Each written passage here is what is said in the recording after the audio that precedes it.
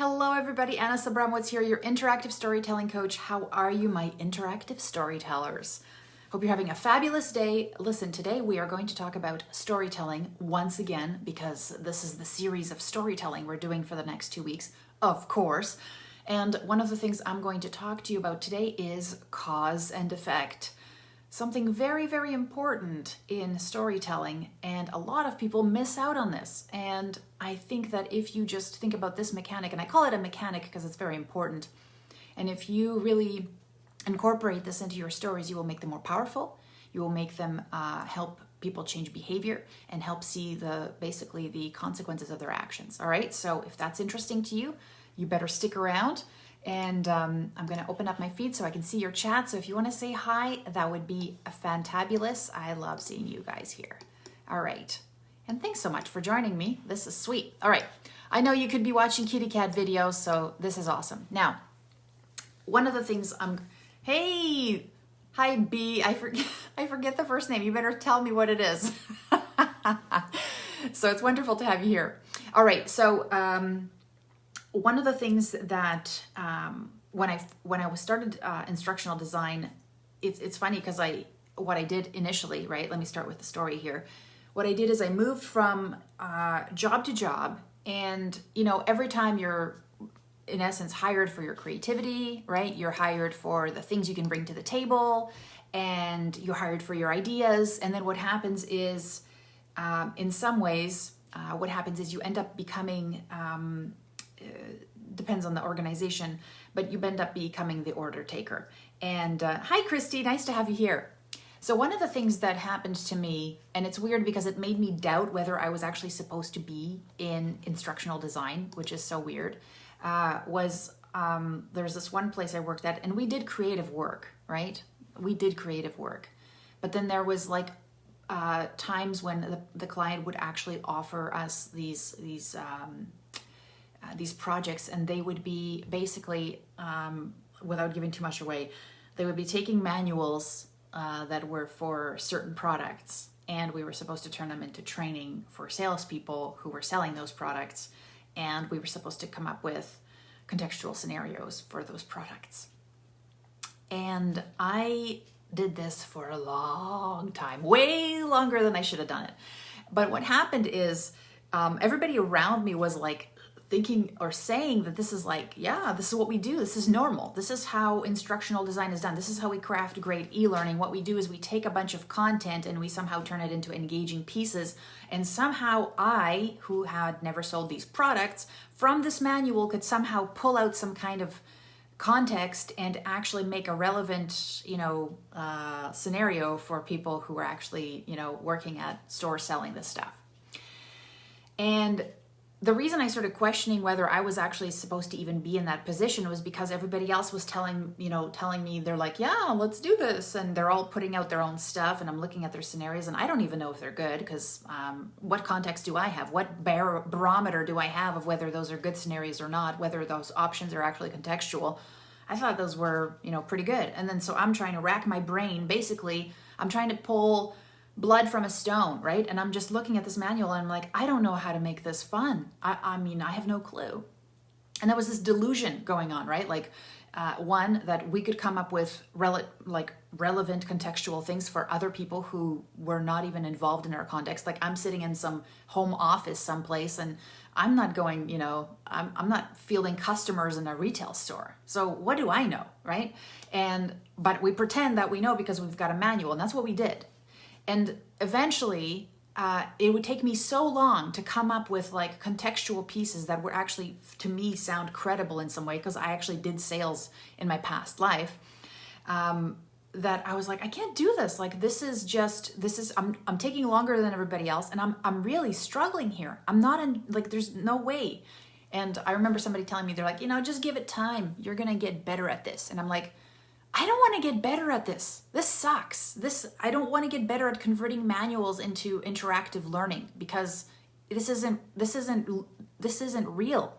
I don't want to get good at this. This is not where I want to be. And so when everybody around you says that that's how learning's done, when everybody around you is saying, yeah, you're just going to get better, just give it some time. And every time you get something, you're like, please no more of this. then you start to question, am I in the right space even? Am I doing it? You know, maybe I don't belong in this profession. And so that's what my last post was about, is just really that there's, I think, a lot of us who got into it for the creativity, got into it. I know a lot of us get into it because we love helping people. Now that has, for some of us who've transitioned from like face-to-face and training, that's something that we still crave, is getting that validation that we're helping people lead better lives and we're impacting them positively, right, through the things that we make. And so those are the people that I'm talking to, that know that there's potential, are not intimidated by it in any ways, but just actually want to add something to their repertoire that's next level. And so for me, there's a lot of really silly dogma around, you know, instructional design. There's a lot of overlay from academic models that have nothing to do with reality or the workforce. And one of those things I think that's coming in that's really weird, right, that people don't really, we don't talk about in instructional design, is emotions, behavior, and storytelling. A lot of people think that behavior means what can you do on an assessment.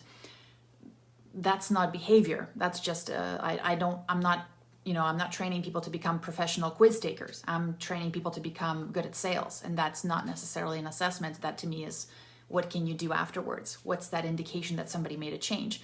And I think one of the best ways to initiate that is, initiate is a key word, is through storytelling, through interactive storytelling, where you present somebody with a story before they're even engaged, to actually engage them, to have them emotionally connect and have them take action. And if you're interested in storytelling and crafting your own interactive stories, then you are in the right place, because that's what we're going to talk about today. Now, yesterday I went over kind of the big overview of what an interactive story is and the 3 elements of basically what makes a good story. Because one of the things that's pretty crazy out there is, you know, storytelling, been around for a long time, basically as long as people could talk, right? Cave drawings, we've been storytelling for a long time. So if you want to dig into it, there is so much info and you could get overwhelmed. And I get that. Trust me, I've been there. So one of the things I like to do is to simplify things into simpler models and frameworks that you can begin with. And then if you want to add complexity, that's your choice, but you don't begin with that complexity, because then what happens is it actually distracts you from your goal, which is, can I get somebody to connect with this, care about this enough to actually step out of their comfort zone and, you know, go to that training, reach out to that mentor, pick up that manual, watch that YouTube video, whatever it is, right? So one of the things that I think is super important, and that's what I'm going to be going over in the next 2 weeks, is, you know, giving you guys the mechanics that go on top of a great interactive story. But one of the things that I think is super important to understand before we move into any of those mechanics and the examples I'm going to share over the next 2 weeks is really thinking about what are we trying to show, and what do most people maybe lack when they are unaware of something, right? And what they don't understand in most cases is the cause and effect relationships in their lives. So let me give you an example. Let's say somebody is working at an office, right? And they're, let's say, what they're doing is when they come in every single day, they see that one of the plugs is, let's say, messed up, and it's kind of hanging and the wire's loose. But they're like, you know, that's not my job to take care of that. The maintenance guy is going to see it, so I won't even, you know, pay attention to it. And let's say somebody trips over that one day and basically electrocutes themselves. But that happens kind of separately, right? So let's say you're an organization that is, let's say the person that works in that office, right? They're like, well, you know, let's say they manage an organization that manages flights, right? That person, their ethos about who they believe is responsible for safety around the workplace, all of that will trickle down to safety all the way down to planes, right? Imagine if some guy who's working on a plane, or even an air attendant, flight attendant, is walking down and she sees something off, right? Some bolt loose, and she's like, that's not my job. There's going to be somebody walking around, right? Checking that. Like, you don't want that there. And there it's very prevalent or very evident that, you know, if this machine ain't set up right, it's not going to, it might cause death or accidents, right?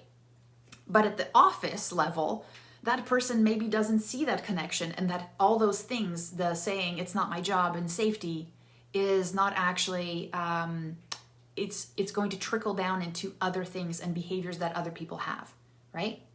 So if you're an organization that focus on training or safety, then every single person should see the cause and effect of every single action. But a lot of times what happens is we get disconnected. They get disconnected. And so then when you present them with safety training, they're like, I don't do that. It's not my job. I'm the person who does the HR filing. So the maintenance person can take care of safety. Do you get it? Do you know what I mean? So a lot of us have this, what is compliance training? It's basically us going, hey, everybody is responsible for compliance, right? But the connection, the cause and effect needs to be there. And sometimes some of those scenarios that people put together for that, they're kind of, should I say, dry and boring, and nobody gives a crap, right? And so what happens is you keep on putting them out year after year. People are like, oh my God, once again, I'm going to have to do this thing where it doesn't apply to me. I'm just going to click through it. And that lack of connection, it hurts organizations. They don't even know it.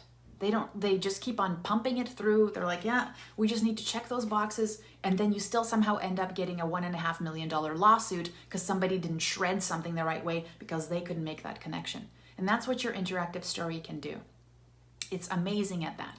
It's amazing at showing people cause and effect over time even, which is awesome because let me tell you, a lot of times we miss those lessons because we are so busy in everyday life that if I do something and 6 months later something happens, I might not even draw the line between those two dots, right?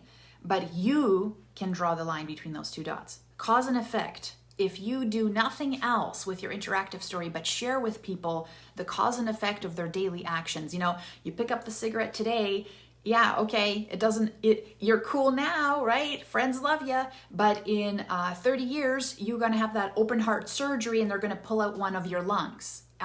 You can show that. You can show that very graphically and intensely to really jar that person.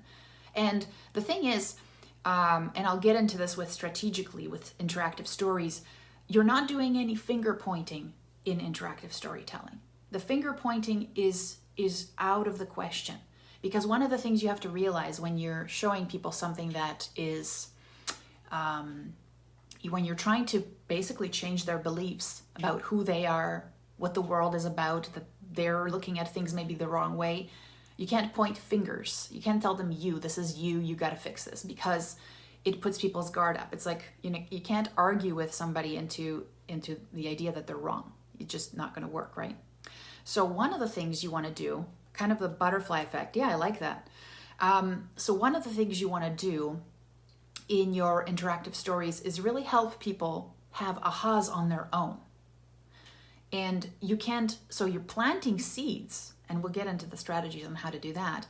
But one of the things you need to do is figure out, how can I plant the seed without affecting and maybe picking on them and picking on their ego? Because the minute you tell somebody they're wrong, they're like, no, I'm not wrong. And they're probably actually going to get more stuck into the belief that they already have. That's just how we work, right? It's natural. So you got to walk into every situation, I do this, believing, one, this person doesn't care about my topic because they don't see the universe as I do. They don't see this possibility. That's why they're where they are right now. They have a certain amount of beliefs about this that I don't know what they are, but I can discover them definitely by talking through to practitioners who have gone through that journey. But one of the things that's really important is really, at the very beginning, understanding that cause and effect and making it explicit. So when you're going through, I hope you guys can see this. I didn't want to like this.